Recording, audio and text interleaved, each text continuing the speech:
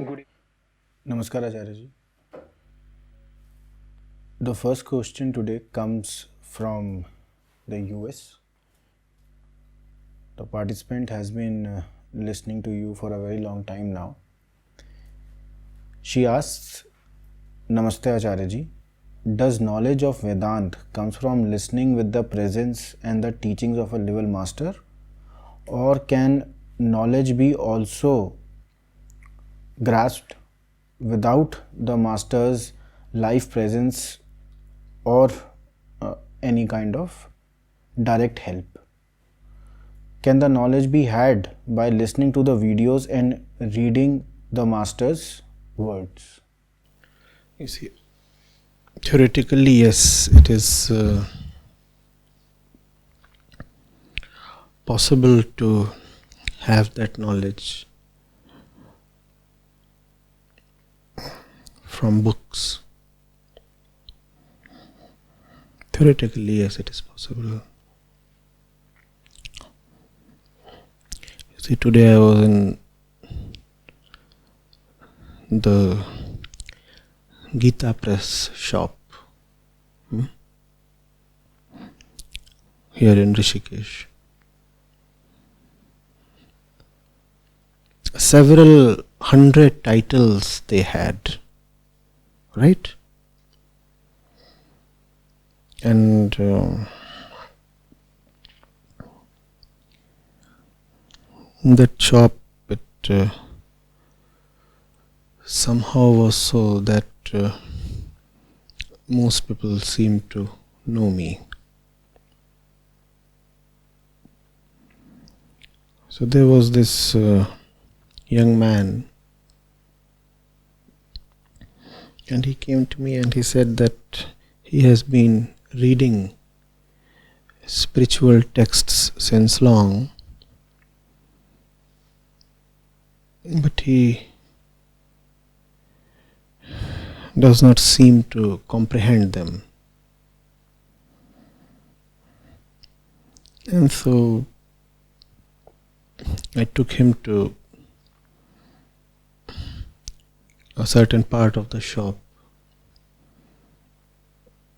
and gave him 2 books that I know would help him. That's the situation, you see. Firstly, there are so many books, and often what the books are saying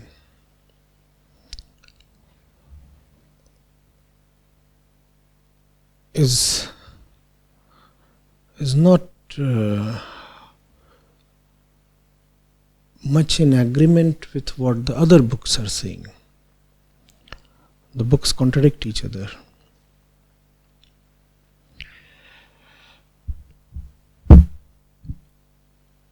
You do not get to begin with the right book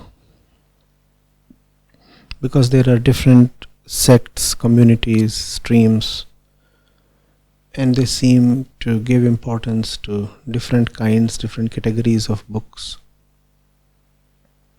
All books appear important, and if you randomly start with something, it is not necessary that it will be the best text for you.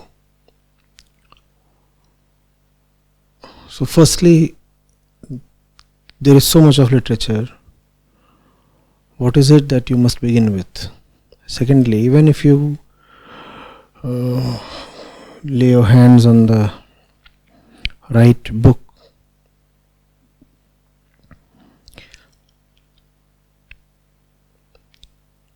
it is not simple to comprehend what the book is saying. You were today with me and you were flipping through the pages of the Bhagavad Gita, and you asked me, what is this about Adhibhut, Adhidev and Adhiyagya?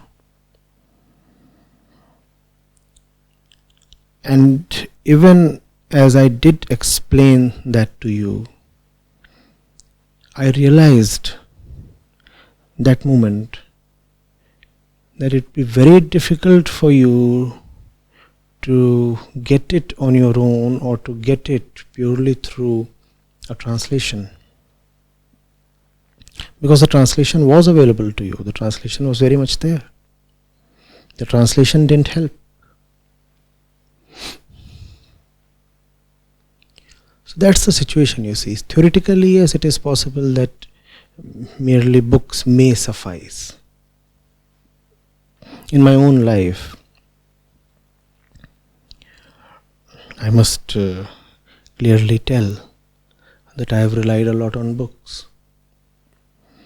So I would be the last person to say that books on their own cannot help. They have helped me, and I'll admit that. But do books help everybody?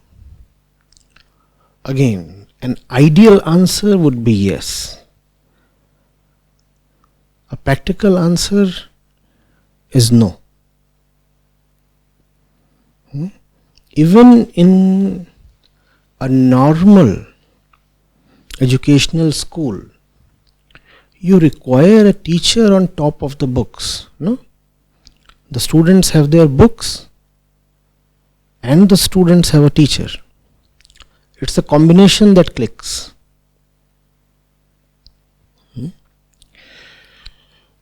Next, you said, can videos suffice? Well, videos are probably a little more useful than books, in the sense that in videos you have not only words but also visuals. So they are a little more useful. And then a little more useful than even the videos are interactive sessions, like the one we are having right now. You are watching me through a video medium, but are interacting with me real time. Right? And even better than this online interaction is face-to-face interaction. Alright? So these are levels of communication with the truth.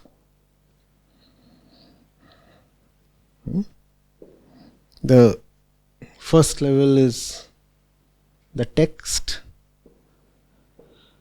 then there is the video, then there is an online kind of virtual interaction, and then there is the face-to-face thing. And I'll repeat, I am in no way saying that books alone can't suffice. You see, books are the bedrock. Even if there is a face-to-face interaction, it has to be assisted, aided by a book. Like it happens in a classroom. The teacher is there and the student is there, and in between the teacher and the student is the textbook. So the textbook is of course always important. Any form of teaching that does not include a textbook is extremely prone to duplicity and also mischief. You do not know what is going on. The book lends a certain authenticity, authority, credibility. Because the words are not flimsy things. They are not like our thoughts or ideas or opinions. They don't change overnight, right? Two people are talking to each other, trying to convince each other of something. Very forcefully, let's say. Next day you might find that these two people have themselves changed their positions, their ideas. That cannot happen with the book. A book comes into existence after a lot of thought. It is something set in concrete. It is not ephemeral, perishable, momentary. It is frozen in time, a bit like the truth,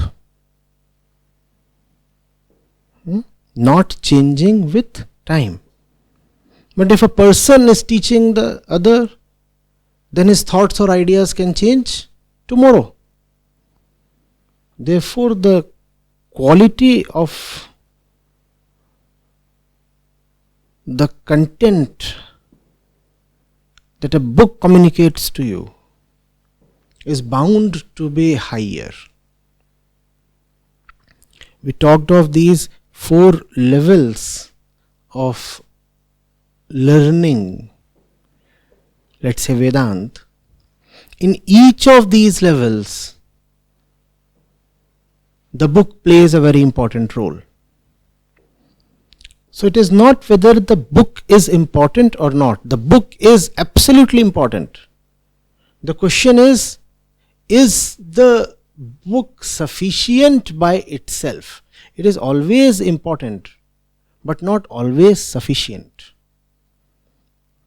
Sometimes you require something plus the book. The book you would always require. The text is an imperative unconditionally.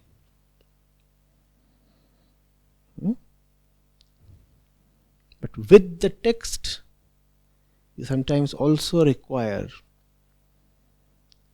a perceiving consciousness who can know the fact of the student's life, who can look into your eyes and read your mind. That's something the book cannot do, but the living teacher can do. However, as I say this, I must warn you, a living teacher who does not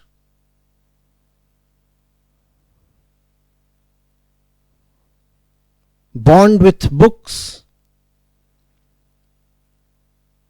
is a much more dangerous proposition than learning from books alone.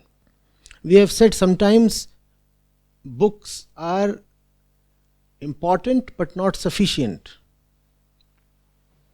So we have a problem, right? The books do not always suffice on their own.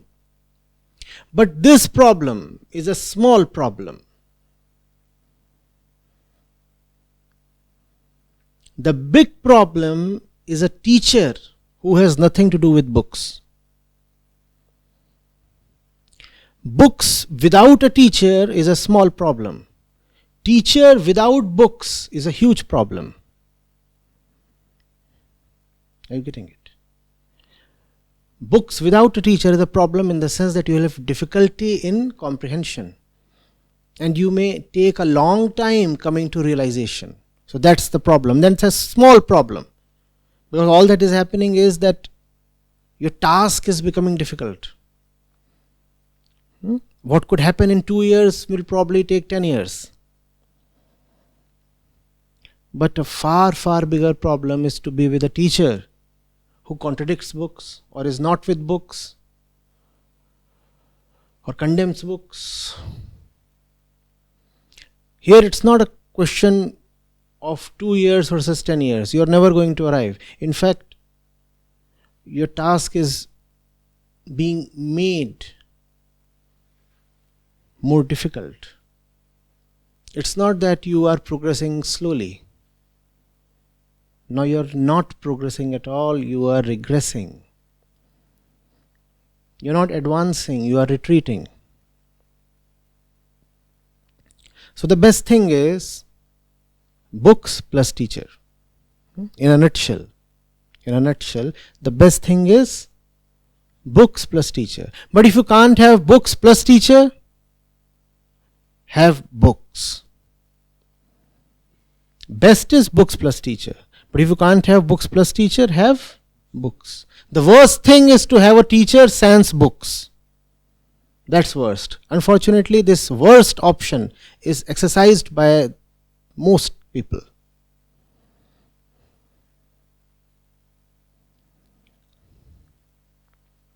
Getting it?